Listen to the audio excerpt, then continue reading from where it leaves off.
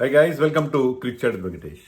రేపు India Narendra Modi stadium, Motera stadium అంటాం మనం, అహ్మదాబాద్ స్టేడియంలో ఫైనల్ ఆడబోతుంది అగేన్స్ట్ న్యూజిలాండ్. కానీ మీకు సోషల్ మీడియాలో ఎక్కడ చూసినా కూడా ఈ మోదీ స్టేడియం మీద మీమ్స్ కనిపిస్తున్నాయి. అక్కడి నుంచి షిఫ్ట్ చేయాలని చెప్పి ఒక మీమ్లో ఏంటంటే జైషా అండ్ గౌతమ్ గంభీర్, సూర్యకుమార్ యాదవ్ చాలా ఇంటెన్స్ డిస్కషన్లో ఉన్నారు. అక్కడ కింద క్యాప్షన్ ఏంటంటే స్టేడియం లాస్ట్ మినిట్లో మార్చేది లేదు, పర్లేదు నేను చూసుకుంటా అని చెప్పి జైషా అన్నట్టు. సో అలా రకరకాల మీమ్స్ వస్తున్నాయి. చాలామందికి ఆ స్టేడియం గురించి కొన్ని చేదు అనుభవాలు ఉన్నాయి. అయితే మనం ఈ వీడియోలో చూసేది నిజంగా మనకి అచ్చిరాదా, అసలు ఈ సెంటిమెంట్ కరెక్టేనా అనేది కూడా మన వీడియోలో చూద్దాం. యాక్చువల్లీ మీకు కనుక స్టాట్స్ చూస్తే నరేంద్ర మోదీ స్టేడియం మనకి అంత, మన టీమిండియాకి అంత దారుణంగా మనకు కలిసి రాకపోవడం అనేది ఏమీ లేదు. ఏ వెన్యూ కూడా కాదు. ఈవెన్ ముంబైలో కూడా మనం మ్యాచ్లో ఓడిపోయాం. ముంబైలో రిమెంబర్ 1987లో అంతవరకు మనం ఫస్ట్ టైం మనం వరల్డ్ కప్ హోస్ట్ చేసాం. చాలా బాగా వెళ్తూ ఉన్నాం. అంతవరకు చాలా చాలా బ్రహ్మాండంగా పర్ఫామ్ చేసాం. సెమీఫైనల్లో ఇంగ్లాండ్ చేతిలో ముంబైలో ఓడిపోయాం. అదే ముంబైలో గెలిచాం. మనం అదే ఇంగ్లాండ్ టీం మీదే మనం గెలిచాం. 2016లో కూడా మనం first time T20 world cup మన ఇండియాలో హోస్ట్ చేసాం. అప్పుడు కూడా మనం ముంబైలో సెమీఫైనల్ ఓడిపోయాం. సో ముంబైలో ఓడిపోయాం. తర్వాత 1996లో ఈడెన్ గార్డెన్స్లో కూడా మనం ఓడిపోయాం, సెమీఫైనల్ ఓడిపోయాం. వినోద్ కాంబ్లీ ఏడుస్తూ బయటికి వెళ్ళాం. చిన్న స్కోర్, శ్రీలంక చేసిన చిన్న స్కోర్ని కూడా మనం చేయలేని పరిస్థితి. సో ఇలాంటివి ఎన్నో, ప్రతి స్టేడియంలో గెలుపులు ఉంటాయి, ఓటములు ఉంటాయి, అన్ని చోట్ల ఉంటాయి. అన్ని చోట్ల ఎందుకు ఉండవు, ఖచ్చితంగా ఉంటాయి. ఒకసారి ముంబైలో మనం 2011 వరల్డ్ కప్ గెలిచాం కాబట్టి అది మనకి వచ్చి వచ్చిన గ్రౌండ్ ముంబైకి షిఫ్ట్ చేయండి అని చాలామంది చెప్తున్నారు. తాజాగా న్యూస్ ఏంటంటే మన టీం ఐటీసీ నర్మదాలో కాకుండా మరొక వేరే తాజ్ హోటల్లో బస చేస్తున్నారు. ఎందుకంటే నవంబర్ 19th మెమరీస్ రాకూడదని చెప్పి. అలాగే మన టీం మామూలుగా ప్రతి స్టేడియంలో విజిటర్స్కి ఒక డ్రెస్సింగ్ రూమ్, హోమ్ టీమ్కి ఒక డ్రెస్సింగ్ రూమ్ ఉంటాయి. అది జనరల్గా అదే ఫాలో అవుతారు. అంటే అక్కడ వేరే సౌకర్యాలు, ఇక్కడ వేరే సౌకర్యాలు ఉంటాయి కాదు. విజిటర్స్కి ఇది, విజిటింగ్ హోమ్ టీమ్కి ఇది అన్నట్టుగా ఉంటాయి. కానీ మన వాళ్ళు ఈసారి విజిటర్స్ దాంట్లో ఉంటారు, హోమ్ టీమ్ డ్రెస్సింగ్ రూమ్లో న్యూజిలాండ్ టీం ఉంటుంది. ఇలాంటి మార్పులు మన వాళ్ళు చేసుకుంటున్నట్టుగా మనకి వార్తలు వస్తున్నాయి. Because cricketers are highly sentimental people. చాలా చాలా సెంటిమెంటల్గా ఉంటారు క్రికెటర్స్. అందుకని హై స్టేక్స్ ఉంటాయి కాబట్టి కొన్ని సెంటిమెంట్స్ ఖచ్చితంగా ఫాలో అవుతారు. ముందు రైట్ ప్యాడ్ కట్టుకోవాలంటే ముందు రైట్ ప్యాడే కట్టుకుంటారు. అది వాళ్ళకి చాలా రకరకాల సెంటిమెంట్స్ ఉంటాయి. కానీ ఆ సెంటిమెంట్స్ కరెక్టేనా, నిజంగా really was this danger stadium for India? Sir చరిత్రలోకి వెళ్దాం. ఈ స్టేడియం ఎప్పటి నుంచి, ముందు నుంచి అక్కడే ఉంది. సర్దార్ పటేల్ స్టేడియం అనేవారు, మొటేరా స్టేడియం అనేవారు, ఎప్పటి నుంచో ఉంది. కొన్ని అద్భుతమైన రికార్డ్స్ ఉన్నాయి మనకు అక్కడ. ఎందుకంటే సునీల్ గవాస్కర్ 1987లో అనుకుంటా ఇక్కడే 10,000 రన్స్ పూర్తి చేశాడు. మొదటి batsmen in test matches to score 10,000 runs. అప్పుడు 10,000 రన్స్ అంటే 8,000 ఉండేది అంతమంది హైయెస్ట్. ఒక బ్యాట్స్మెన్ 10,000 టెస్ట్ రన్స్ చేయడం అంటే ఆషామాషి విషయం కాదు. Sunil Gavaskar achieved that land mark in this Motera stadium in 1987. తర్వాత 1990స్లో 94లోనో 92లోనో నాకు కరెక్ట్ గుర్తులేదు.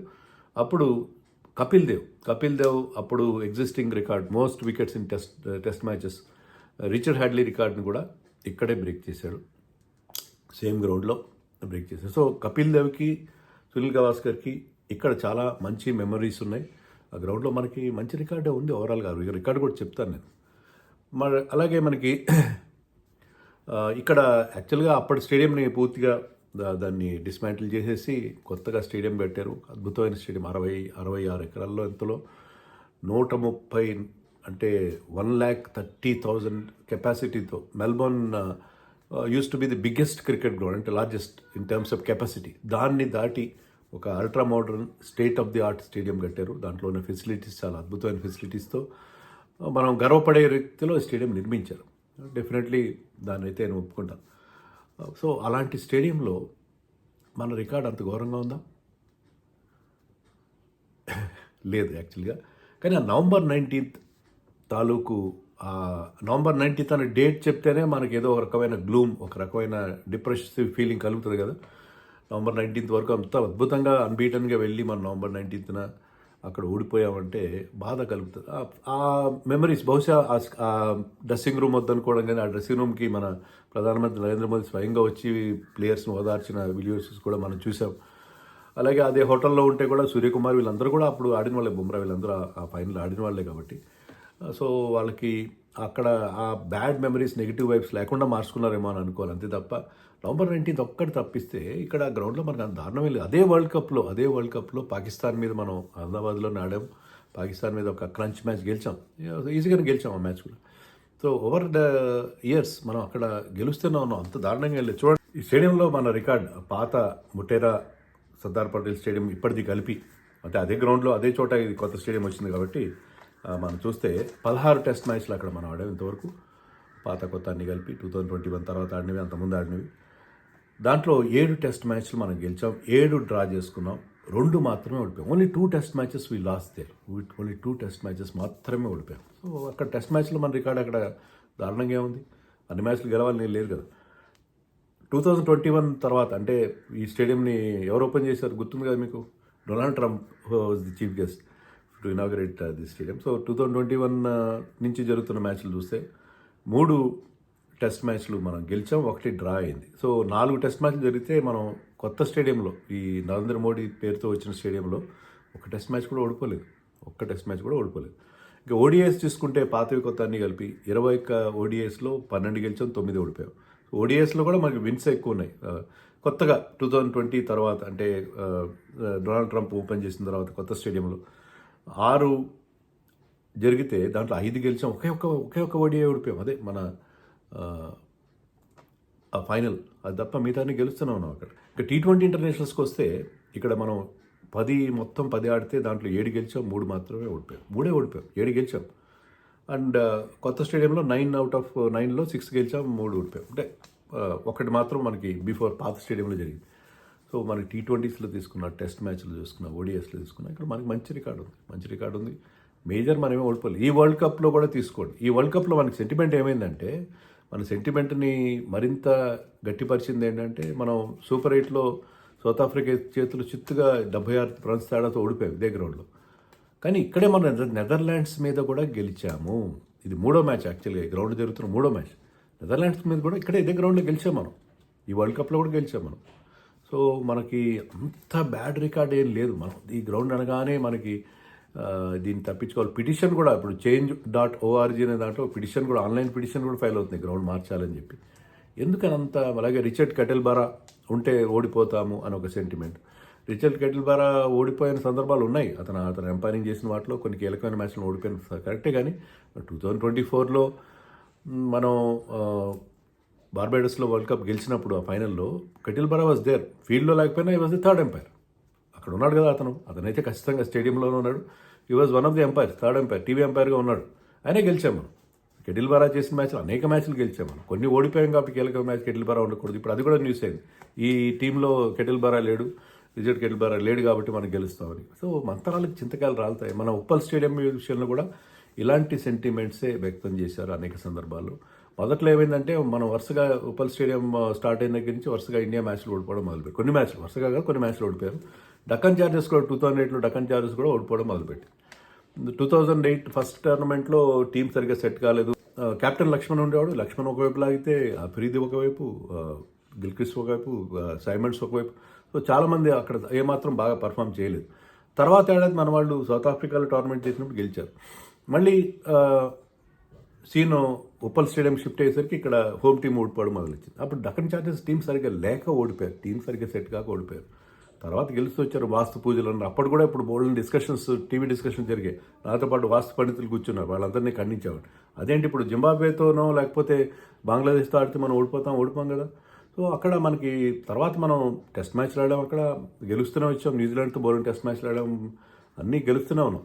సో ఉప్పల్ స్టేడియంకి మొదట్లో ఆ ఇమేజ్ ఉండేది, అక్కడ గుడి కట్టారు, మొత్తం మీద ఏదో జరిగింది, దానివల్ల వాస్తు దోషం పోయింది అనుకున్నారు. సరే, వాళ్ళ సాటిస్ఫాక్షన్ ఏమైనా కానీ ఉప్పల్ స్టేడియం ఇప్పుడు మన రికార్డు బ్రహ్మాండంగా ఉంది. అక్కడ హోమ్ టీం రికార్డు బాగుంది, మన రికార్డు బాగుంది. సన్ రైజర్స్ కూడా మంచి రికార్డు ఉంది, అదేమి లేదు. సో ఇలాంటి లేనిపోని సెంటిమెంట్స్కి నేనైతే ఒప్పుకోను.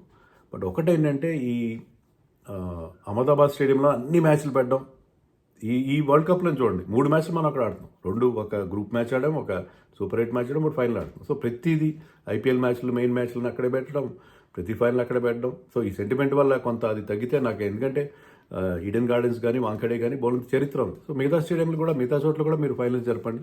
కేవలం కెపాసిటీ ఎక్కువ ఉందని చెప్పి అన్ని మ్యాచ్లు, అది నరేంద్ర మోదీ గారు, అమిత్ షా వాళ్ళ ఊరు కాబట్టి గుజరాత్ని ప్రమోట్ చేసే ఉద్దేశంలో ప్రతి మ్యాచ్ తీసుకెళ్ళాలి. నేను దాన్ని అపోజ్ చేస్తాను. కానీ ఈ స్టేడియం విషయంలో సెంటిమెంట్ అనేది నాకైతే ఏమాత్రం అర్థం కావట్లేదు. ఏమాత్రం అర్థం కాదు. అదిగాక మనం ఇక్కడే కామన్వెల్త్ గేమ్స్లో కూడా ఇది మెయిన్ స్టేడియంగా ఇక్కడ జరగబోతుంది. మరి ఒలింపిక్స్ కూడా జరపాలి. ఒక మంచి బ్రహ్మాండమైన స్పోర్ట్స్ కాంప్లెక్స్ కూడా తయారవుతుంది. ఇవన్నీ కూడా మనకి పనికొచ్చే అంశాలే. సో అందుకని ఈ స్టేడియంని మనం వాళ్ళు జింక్స్ చేయడం కరెక్ట్ కాదు, ఏమాత్రం కరెక్ట్ కాదు. స్టేడియం విషయంలోనే మనం బాగా ఆడితే మన సరుకు మంచిదైతే అన్నిగానే ఉంటుంది. కానీ బాగా ఆడకుండా మనం మన బ్లేమ్నంతా ఆ స్టేడియం మీద తోసేస్తే bad worker blames his tools అన్నట్టుగా అది కరెక్ట్ కాదని నా ఫీలింగ్. కొంత సెంటిమెంట్స్ ఉంటాయి కరెక్టే, కానీ అంత దారుణమైన రికార్డ్ అక్కడ ఏమీ లేదు. మనం ప్రతి మ్యాచ్ ఓడిపోతున్నాం, బంగారం పట్టుకుంటే మట్టి అయిపోతుంది అన్నట్టుగా ఏం కాదు కదా. సో ఈ స్టేడియం కాదు, మనం బాగా ఆడాలి. ఆ సెంటిమెంట్లు అన్నింటినీ ఓవర్కమ్ కావాలి. November 19 చాలా పెయిన్ఫుల్. ఇప్పటికీ ఆ డేట్ తలుచుకుంటే మనందరికీ చాలా చివుక్కుమంటుంది, చాలా ప్రాబ్లం అనిపిస్తుంది. But that is not the only issue. దాని గురించి మనం పెద్దగా నిద్ర పాడు చేసుకోవాల్సిన పని లేదు. అండ్ ఇదే స్టేడియంలో ఎక్కడ పోగొట్టుకుంటే అక్కడే మళ్ళీ మనం పోగొట్టుకుని చోట మళ్ళీ దాన్ని వెతుక్కోవాలి కదా. అలాగే అక్కడ మనం ఓడిపోయాం. ఈసారి అదే నరేంద్ర మోదీ స్టేడియం మనకి బ్రహ్మాండమైన సంతోషాన్ని, బోలంత ఆనందాన్ని కలిగిస్తుందని చెప్పి రేపటి మ్యాచ్లో మనం అక్కడే గెలుస్తామని చెప్పి నేనైతే అనుకుంటున్నాను. I'm strongly believing that India is going to win it. నా గట్ ఫీల్ అదే చెప్తుంది. మీరు కూడా అదే నమ్మకంతో ఉండండి. నమ్మకం అనే సెంటిమెంట్ చాలా మంచిది. మీరు నెగిటివ్గా ఆలోచించిన కానీ పాజిటివ్గా ఆలోచిస్తే ఆ పాజిటివ్ వైబ్స్ మనందరి 140 కోట్ల మంది పాజిటివ్ వైబ్స్ బ్రహ్మాండమైన విజయాలు మనకు అందిస్తాయి. అంతేగాని స్టేడియంలో మనకు కలిసి రాదు, ఒక మ్యాచ్ ఓడిపోయాం కాబట్టి అని ఇలాంటివన్నీ పెట్టుకుంటే అది మనకి ఏమాత్రం మంచిది కాదు. Let us do it. We are going to win at the same stadium. మనం పోగొట్టుకున్న చోటే మళ్ళీ అది సాధిస్తాం.